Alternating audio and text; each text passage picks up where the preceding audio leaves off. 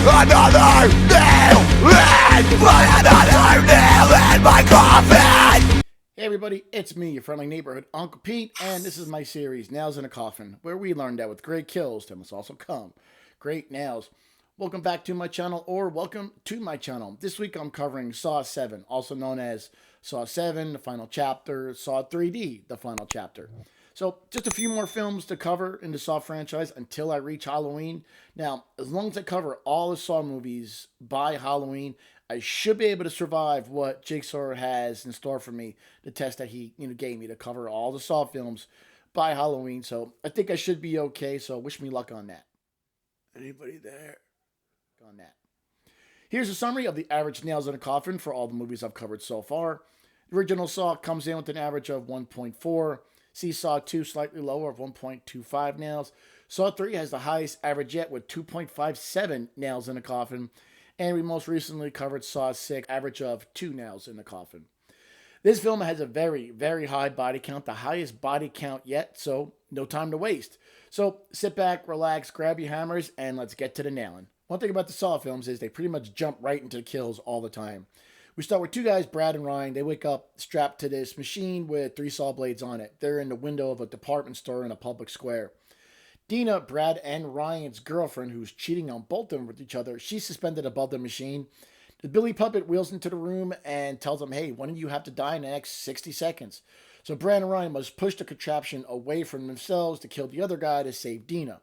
If not, she's going to be killed by the saw blade. It's a big crowd of morons watching outside the window. Now, Brad and Ryan are fighting against each other, pushing the blade back and forth. Well, initially, they were getting against each other. Now, they ultimately decide that Dina is not worth either of their lives, and they choose to sacrifice her instead. So, as the timer expires, Dina is lowered onto the saw blade, and she's sliced in half. Our first set of nails go to Dina, and I'm going to give her 2 nails in the coffin. I was close to giving her a pass since her life was in the hands of Brad and Ryan, but she did have an opportunity to kind of save her life here by convincing one of the guys to save her. Where she went wrong was switching sides so fast. As soon as one of the guys started to lose, she went to go encourage the other one. And I'll say that's kind of stupid of her to do that because she kept flip-flopping back and forth, maybe thinking that the other one wouldn't notice that you're going back and forth to each other. So I do know that she just wanted to live. She was trying to do that self-preservation thing, so I'm not going to take too many points away from her, but she did have an opportunity here. But the best I can do is give her 2 nails in the coffin. Our next 4 deaths all happen pretty much at the same time. We're in a junkyard where Evan, played by the late Chester Bennington, is glued to the driver's seat of a car. The car is up on a jack, and his friend Jake is chained to the garage door in front of him. Chained to the back of the car by his lower drawer and arms is Dan, and under the car is Kara. She's a young woman strapped to a platform under the car's tire. The car starts and the wheel starts spinning. Evan has 30 seconds to reach forward and pull a lever attached to the motor to stop it. If he doesn't, the car is going to drop and all 4 are going to be killed. Evan is reaching forward, pulling the skin off of his back. This is a pretty gruesome effect. He's just about to reach the lever before time runs out, but he doesn't. The car drops off the jacks. Kara is crushed. Dan has his jaw and arms ripped off. Jake is killed when the car crashes through the garage door. And once the car finally crashes, Evan flies out of the windshield and he is ultimately killed as well. This one was a little tough to rank since 3 of them could only wait and watch for Evan to pull the lever. Normally I'll give someone a pass on the nails in a coffin if they have no control whatsoever on their fate. But Mark Hoffman's Jigsaw put them in this trap since they were all skinheads. I kind of feel that's relative to the situation and why they're there. So I'm going to give Kara, Dan, and Jake each 1.5 nails in a coffin. Normally I'd give them 1 because they're skinheads, but I'm only going to add that extra half a nail since they were relying on Evan to reach the lever in time. For Evan, I am going to give him 2 nails in a coffin since he did rip all the skin off his back and arms trying to reach that lever. And he did this to save his friends and himself, and I have to, even though he's got a effed up past, I have to say he actually did rip all the skin off his back to go try and reach that lever. So taking everything into consideration, while they were in this trap and everything, the best I can do for Evan is give him 2 nails in the coffin. We're now at a survivor support group. We see individuals who all lived to survive a jigsaw trap. Some of them we've seen before, like Simone from Saw 6, Sans Arm. And so we hear a story from Sydney, who was in a trap with Alex. We already see two of them in the trap. They're both hanging on a bar above numerous lawnmower blades. We don't see much, just Sydney hitting Alex, causing him to fall into all these blades and getting killed. We don't see a lot of this trap, and I'm only assuming maybe one of them could survive, and I really don't have a lot to go on. So I'm going to give Alex a pass because I don't see how much he fought or how much he didn't fight. We saw the last few seconds with Sydney hitting him and him falling, and I just don't have enough to go on here, so kind of going to have to give Alex a pass for this death. Now, the main focus of this movie is Bobby Deegan. He had gained wealth and fame by publishing a story about he survived one of Jigsaw traps, which is all a lie. That never happened. He was running that survivor support group we just saw in the last kill. Now, he was abducted by Jigsaw, and because he's going to have to pay the price for all his lies.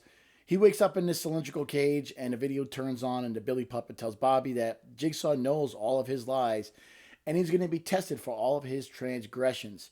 He has 60 minutes to survive multiple tests, and if he fails, his wife Joyce is going to be killed.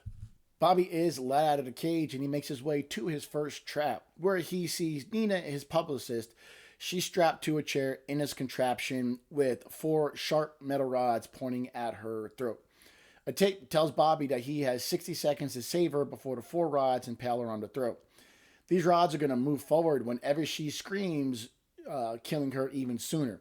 The key to deactivate the trap is attached to a fish hook in her stomach, which hangs on a wire that's hanging out of her mouth. So to save her, Bobby's got to pull this out. He tries to pull it out slowly so it doesn't cause her too much pain, but time is wasting and he doesn't want to save her. So she can't help but scream, and this is moving the spikes closer and closer. He was able to get the key out in time, but Nina couldn't take the pain anymore, and she starts screaming as time runs out, and the trap does kill her.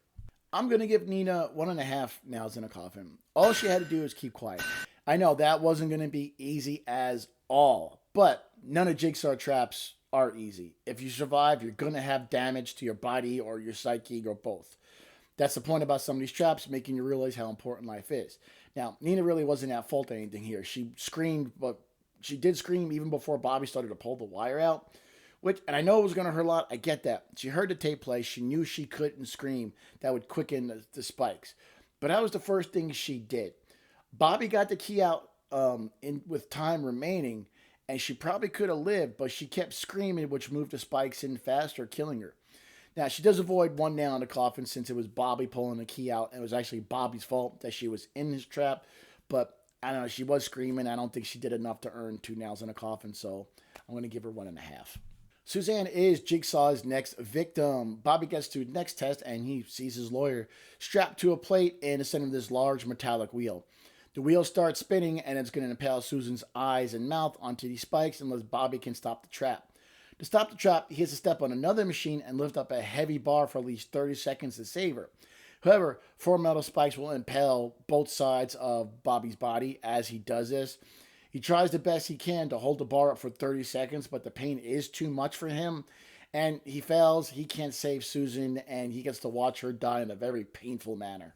I'm going to give Suzanne a pass. You know, she was trapped in this device and utterly powerless to aid in her own survival. This was all in Bobby's hands to help her. She had no control whatsoever on her fate. All she could do was scream and wait. There was absolutely nothing she can do in the position that she was in, so I am going to give her a pass. Please let me out. Bobby moves on to his next test where he enters a long hallway where most of the floor has been destroyed except for some platforms or planks of wood going across them. His best friend Kel is at the other end of this hallway with the mask on his face that prevents him from seeing anything.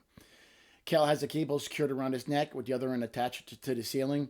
Bobby has 60 seconds to walk across these beams and get as close as possible to a key so he can get it to Kel.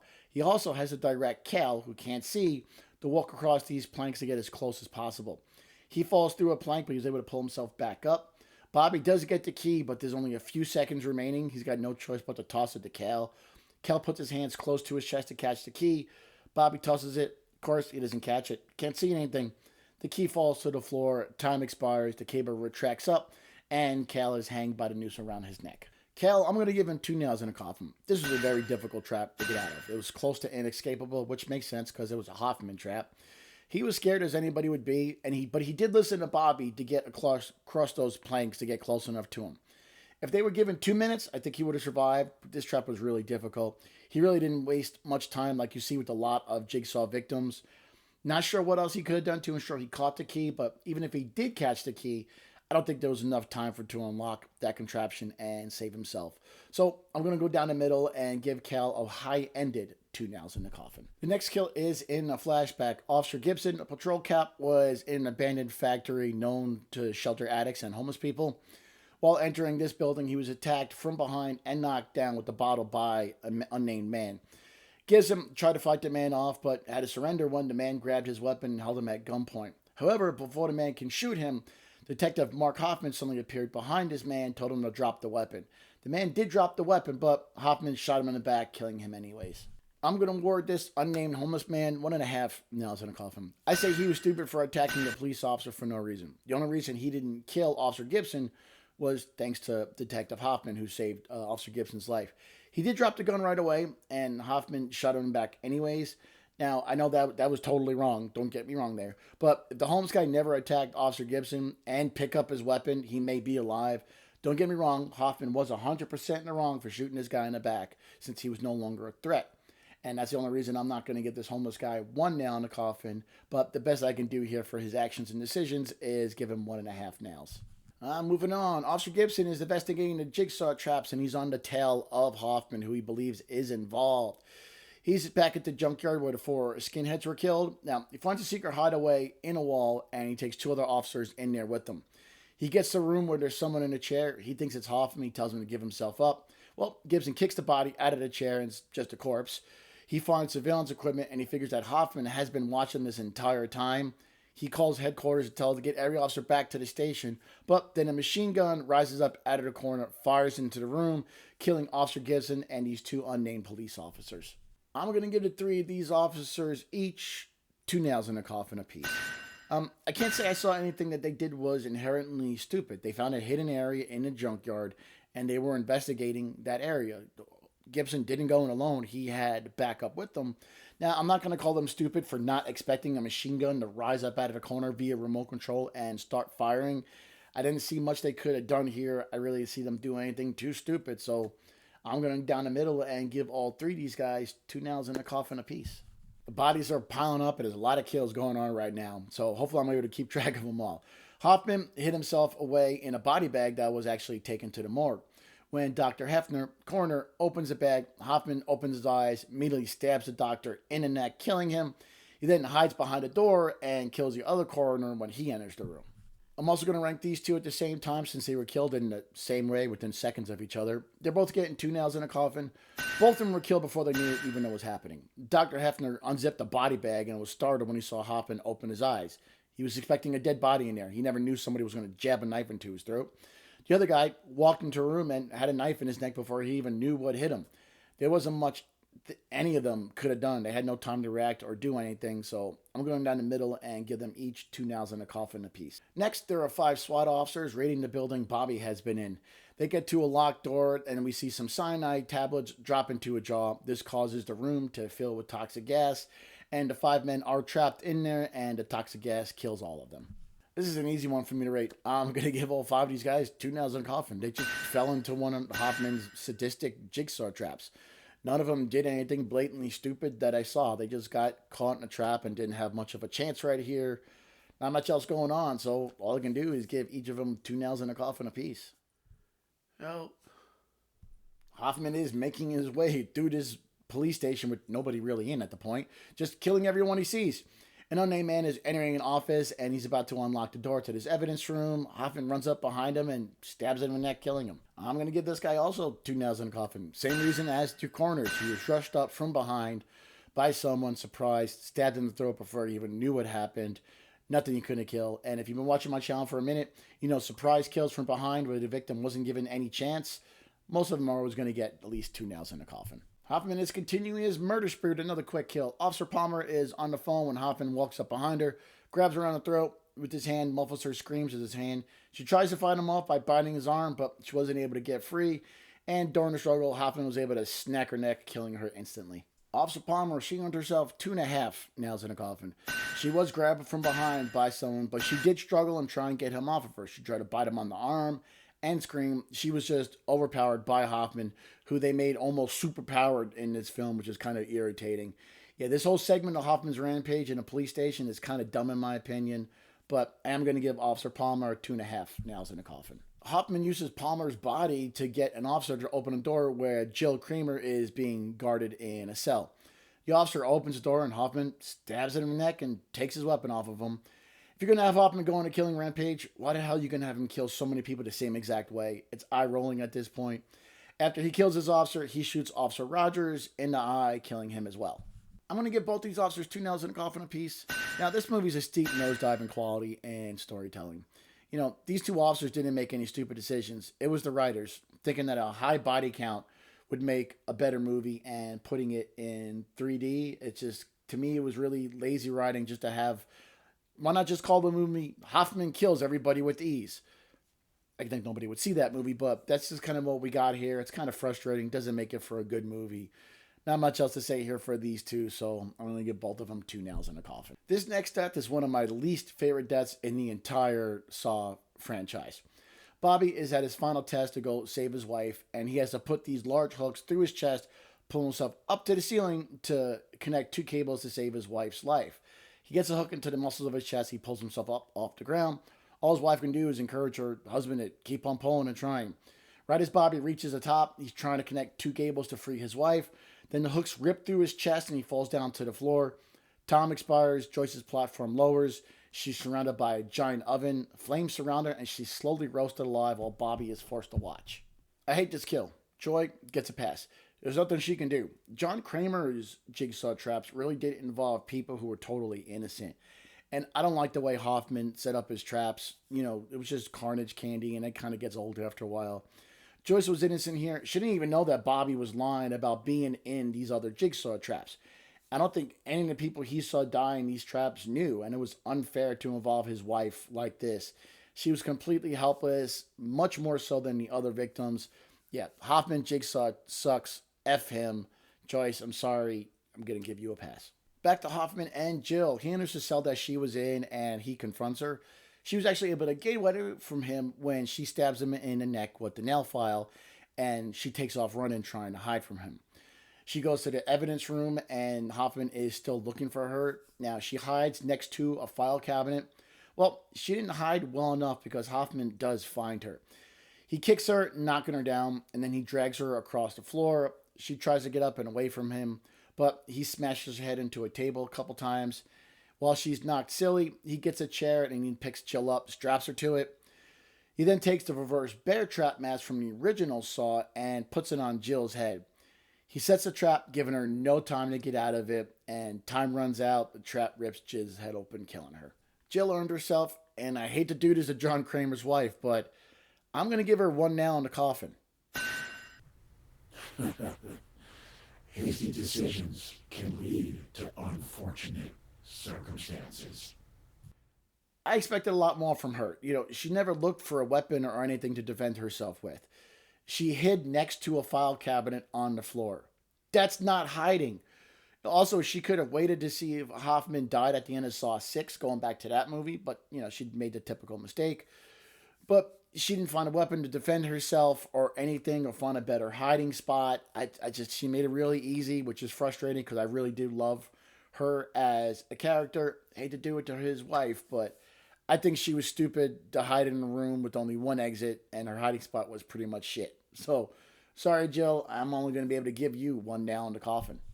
This brings her to the final death in the movie. Hoffman goes to his secret hideout to collect his things. He pours gas all over everything and sets the place on fire so he can destroy all the evidence. He's leaving and the building starts to explode. As soon as he gets outside, he's attacked by 3 men in pig masks. One of them turns out to be Dr. Gordon from the original Saw. He had instructions that if anything ever happened to Jill, he would make sure that Hoffman paid for that with his life.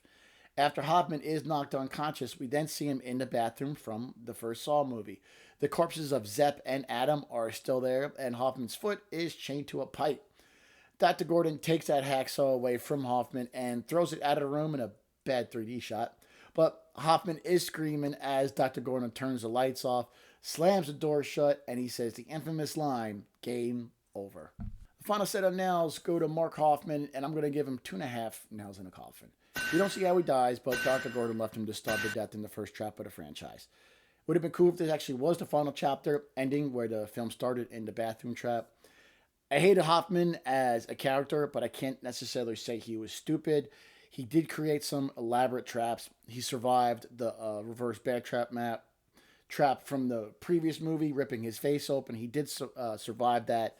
Even though I hate him, I can't necessarily say he was stupid in his actions as far as his survivability. He definitely had a large amount of self-preservation here. Even though I hate him, the best I can really do is give him 2.5 nails in a coffin, even though he was outsmarted by a dead John Kramer, and it was because of his dumbass ego. But I guess begrudgingly, I'm going to give Mark Hoffman 2.5 nails in a coffin.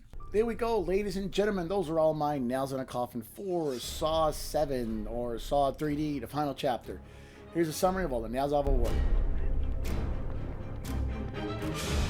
Here's how the first 7 movies compare with their average nails in the coffin.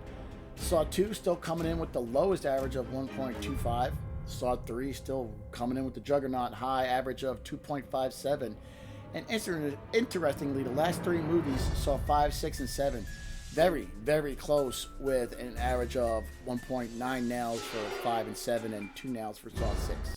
I'll see you here next week when I cover Jigsaw, which came out 7 years after Saw 7, the final chapter. The first time we didn't get a Saw movie come out every year since the release of the original Saw. So just that movie and Spiral, the Book of Saw, to cover before Halloween, and I've covered all the Saw films. So doesn't look like Jigsaw is going to get his way with me, so maybe he's not too smart.